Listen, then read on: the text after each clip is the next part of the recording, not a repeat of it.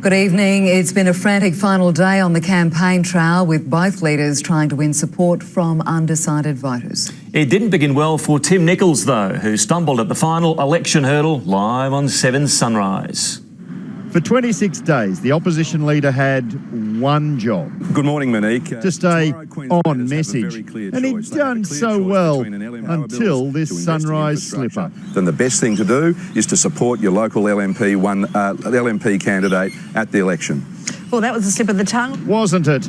The election eve gift that kept on giving. That lets the cat out of the bag. Labor has built its campaign claiming the LNP and One Nation were prepared to do a deal. Now is the time to stop this deal in its tracks. Carefully ignoring the fact that a Labor MP is the only one who's actually hugged Pauline Hanson. Joanne knows very clearly our position and she supports my position. No policy from either major party today. Not going to jump on anyone. But almost a punch-up in Proserpine. What do we want? Stop Adani! What do we want now? Where anti-Adani protesters picketed LNP Jason Costigan's office and chased down his horses. Excuse me. Yeah, love. There was a luxury boat builder visit to highlight Curtis Pitt's 4 new luxury taxes. Labor just wants to put a new tax on cars, on having fun. And denying his party's costings are leaving anti-domestic violence programs high and dry. We will be investing more in the programs that we believe are going to work. After his morning mistake, he might not get the chance to implement them. It's been a long campaign. Hasn't it? 29 hours is a long time in politics. Patrick Condren is with Anastasia Palaszczuk.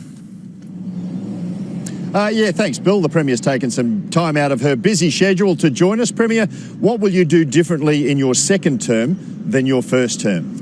Well, first of all, I think we want to continue the great work that we've been doing, especially in creating jobs, 134,300 with business and industry, but also to more in health and education. We're going to create the new schools. We're going to expand the hospitals in our state. So you obviously think you're going to win a second term?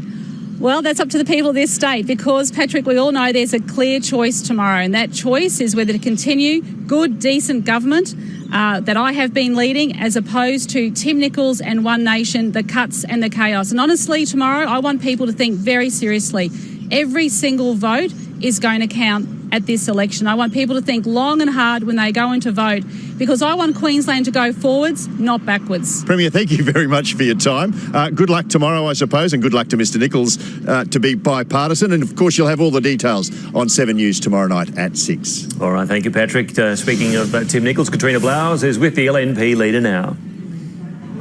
Well, Mr Nicholls is spending the night before polling day here at a Christmas carols event at Gingerley State School. And Mr Nicholls, we've just heard from Anastasia Palaszczuk. What would your final pitch be to Queensland voters? Well, I simply say to Queensland voters, if you want real change that will help you and your family get ahead, if you want $780 off your power bills, and we all know how expensive power has become under Labor, if you want a freeze on family car rego, if you want 500,000 jobs over the next 10 years, and if you believe in small business and support a cut to payroll tax, then please support the LNP.